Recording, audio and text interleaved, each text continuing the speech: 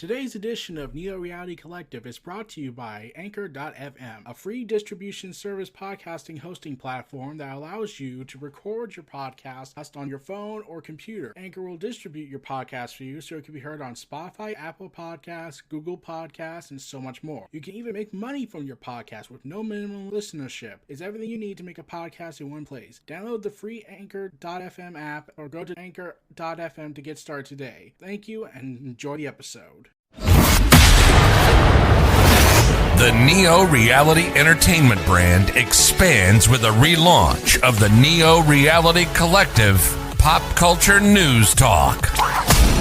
Your host, Eric Brown, gives his insights and thoughts in the ever-expanding news world of comic books, professional wrestling, gaming, TV, and movies. Be sure to donate to the brand and keep up to date with additional content on YouTube channels such as Neo Reality Entertainment, NRE The Wrestleverse, and NRE Pop Culture Omniverse.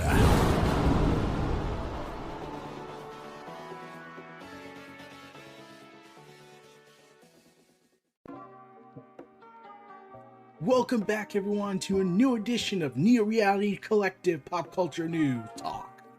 And Disney Plus Day happened.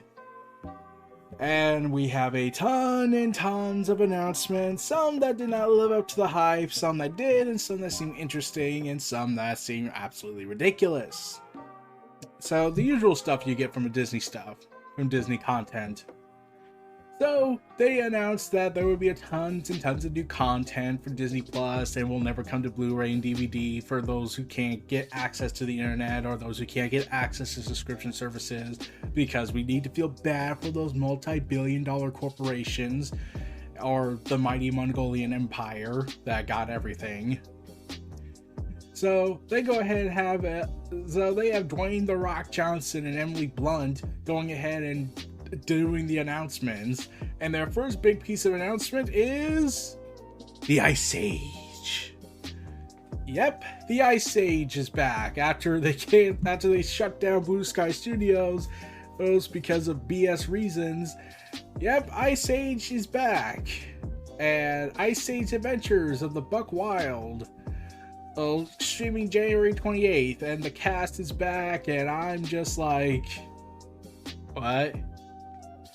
I was thinking Ice Age was done after Collision Course, because Blue Sky Studio got bought and shut down, and I thought Disney's never going to do anything with it because, well, they can't really go any further with this. And nope, they decided, nope, we're still going to make content, because content is king these days. Along with that, we're getting the return of Baymax. And no, it's not focusing on the hero Baymax from Big Hero 6, it's the product Baymax and what he's become, and there's multiple versions of him running around doing mundane tasks in the typical Baymax fashion, which is kind of hilarious, especially with the copy segment. But yeah. So, also joining that cast of stuff is Cheaper by the Dozen, an original movie streaming on March 2022. Oh yeah, by the way, Ice Age comes out on the 28th of January. Baymax comes out in the summer of 2022. And Cheaper by the Dozen will come out in 2022 in March. And that's it. Like I said, there's like a ton of content with this announcement they're doing, because it's absolutely insane what they're doing with this. It's kind of amazing. Oh, and another thing I want to bring up is that, well, they kind of cheated with showing some of the big sizzle reels on stuff and whatnot, which is annoying. Like, really annoying. Oh my god, it's so unbelievably annoying. But yeah, Cheaper by the Dozen is a reboot that will be released in 2022 in March, and it will star, if I'm correct on the thing, Gabrielle Union and Zach Braff to announce it, and they stopped by for Disney Plus Day to make the announcement. We also got Amy Adams and Patrick Dempsey announcing Disenchanted, another movie coming out in 2022 in the fall. While Diary of a Wimpy Kid Jeff Kinney, he announces Disney Plus's Diary of a Wimpy Kid. Yeah. And along with Roderick Rules. So, the new animated adventure coming to the Disney Plus franchise. Joining up on that is oh god. So, Beatles got back. The Beatles get back, and as part of a 3-part event beginning on November 25th this year. Along with not only that, we're seeing a reboot coming back 30 years in the making, Chip and Dale Rescue Rangers, streaming on September 22nd. Spring 2022, which I was like, okay, that's kind of cool. And then we got Better Nate Than Ever, Hocus Pocus 2 Talk, the live-action retelling of Pinocchio with Tom Hanks. That comes out in the fall next year. Then they announced Limitless and Welcome to Earth for National Geographic brand, and Welcome to Earth has Will Smith, because of course. And then there's America the Beautiful. Yeah, I don't want to go into that topic. We also got Sneakerella, another original movie premiering on February 18th. And yeah, there's a ton of trailers. There's The Proud Family, High School Musical, the series season 3. I kind of forgot that was still going. I honestly forgot. That was one of the big things they announced. And I genuinely forgot what was going on that. I never even watched it. Along with that, we're getting the new reboot of The Willow, the original series, and they admitted, yeah, we even don't know what's going on. We don't even know. We don't even think people remember that movie. And in the Star Wars front of the universe, we're getting back the story, the legacy of Boba Fett Under the Helmet, an original documentary special streaming on Disney Plus. Oh, that's gonna be awesome. This is a build up for the big Book of Boba Fett series. And then we got the most infamous moment out of all this. Everyone was hoping we get an Obi-Wan Kenobi trailer for Disney Plus Day. Everyone was hyped for it. I was interested to see it, but I knew Disney would screw it up somehow. And they somehow screwed it up and beat my expectations for the amount of screw up by announcing not only is there not going to be a trailer, they announced a sizzle reel behind the scenes look behind the Disney Plus paywall.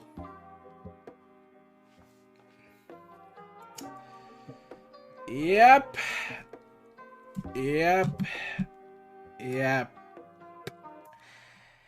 And no idea how they got away with that. And one of the things that was talked about in this sizzle reel was that this would also feature a rematch between Obi-Wan Kenobi and Darth Vader, played by Ewan McGregor and Hayden Christensen, respectively. I was thinking, I don't think they're going to show the duel between Obi-Wan Kenobi and Vader. They're not going to show Ben Kenobi versus Darth Vader. If I had to take the best guess, I think this is going to be more like a vision for Obi-Wan. Like Darth Vader knows he's alive and is trying to, and has a vision with him. But he doesn't know where, or somewhere he can't go to, which is Tatooine. Or if they, because it's the reason why New Hope would be kind of wrecked up for people, because it's like, wait, but the way they made it sound like they hadn't seen each other for a long time. And Obi-Wan Kenobi takes place 10 years after the events of Episode 3, Revenge of the Sith. So how do you tell this story that keeps in track with the New Hope movie, but now you're going to say we're going to do a rematch with Darth Vader and Obi-Wan, but you can't really do that because they don't have a rematch until 20 years later in A New Hope. So are you going to ignore that and retcon it? And if so, why? I'm hoping they don't. but this is Disney, and I'm still waiting for the moment they retcon the sequel trilogy as an alternate timeline from The Mandalorian and all the surrounding shows around that universe timeline. But that's just wishful thinking at this point. Only that, Cars is back. An original series, Cars on the Road, 2022, with Lightning McQueen and Mater, along with Larry the Cable Guy and Owen Wilson coming back on that. I don't know why. I really don't know. Not only that, they're announced Disney and Pixar are working on a baseball movie called Win or Lose, an all-new animated series, fall 2023. Not only that, we return to the world of Zootopia in a new short-form series coming to Disney Plus next year. Well, that's kind of cool. And we're getting another new series, a new long-form musical series written and directed by Stella Magni in 2023, following the newly crowned princess of, I can't pronounce that name, on a new adventure, but her New Orleans past isn't far behind. And I was thinking, wait, this kind of sounds like Princess and the Frog, but that universe is kind of, I'm trying to remember, does that take place in this continuity? I don't know. Oh,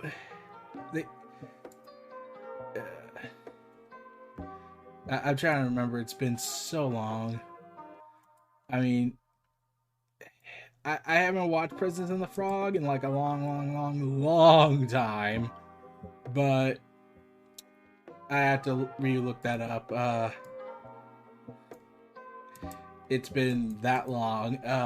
Let's take a look for a sec.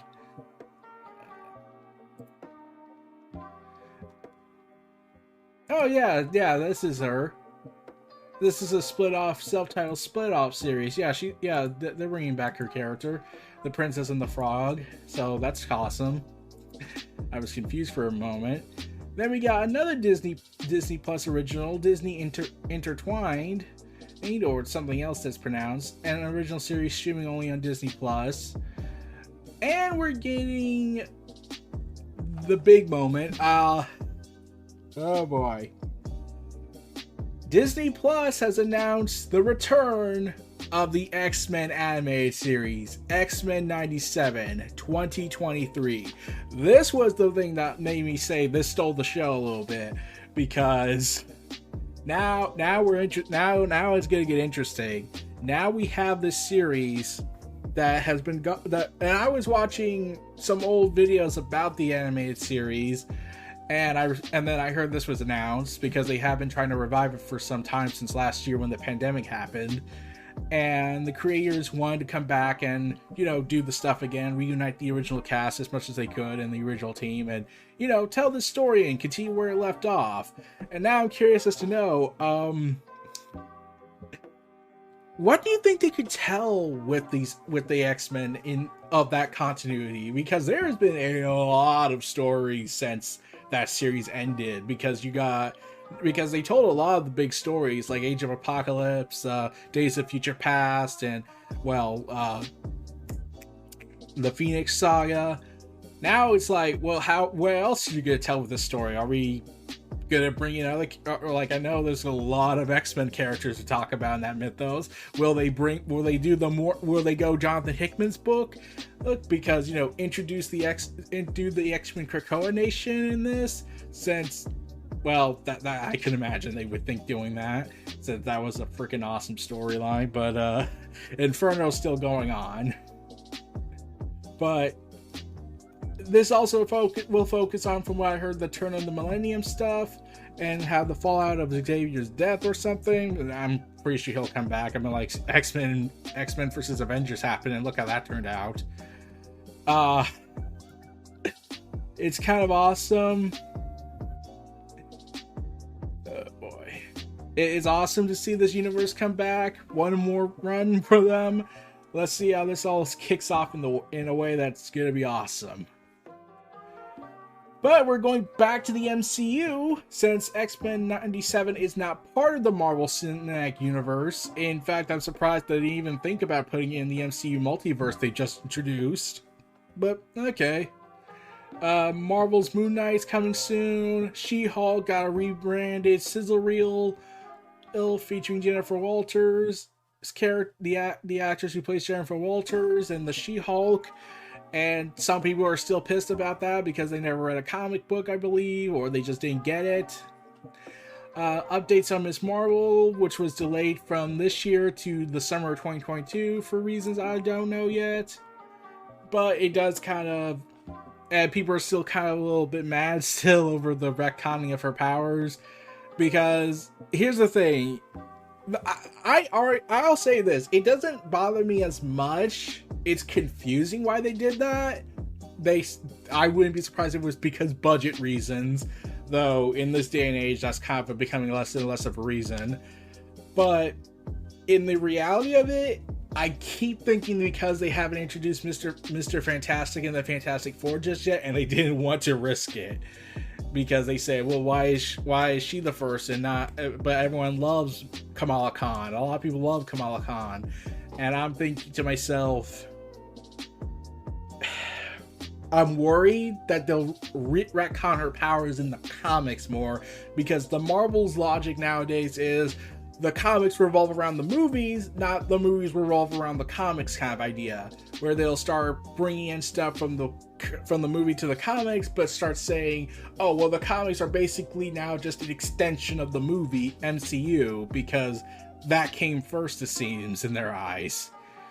So that's been my main concern. With DC, I knew they weren't going to change a lot of stuff up, like Harley Quinn's outfit would be changed, but really it's like Harley Quinn's outfit changing to a character's foundational powers being changed, or Wonder Woman looking more like Gal Gadot.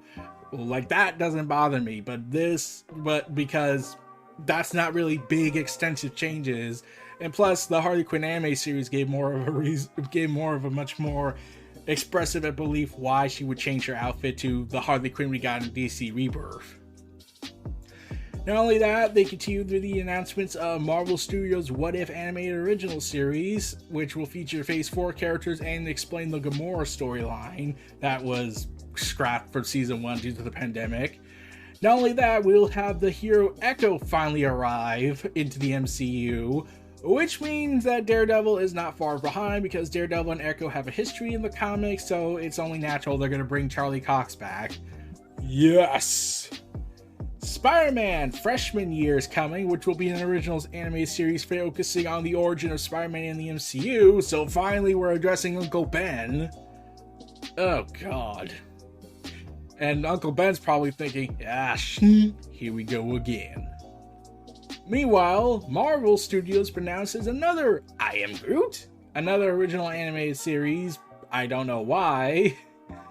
And we're going to get Ironheart, which is going to be hopefully awesome. Also, Agatha's coming back. Agatha, House of Harkins.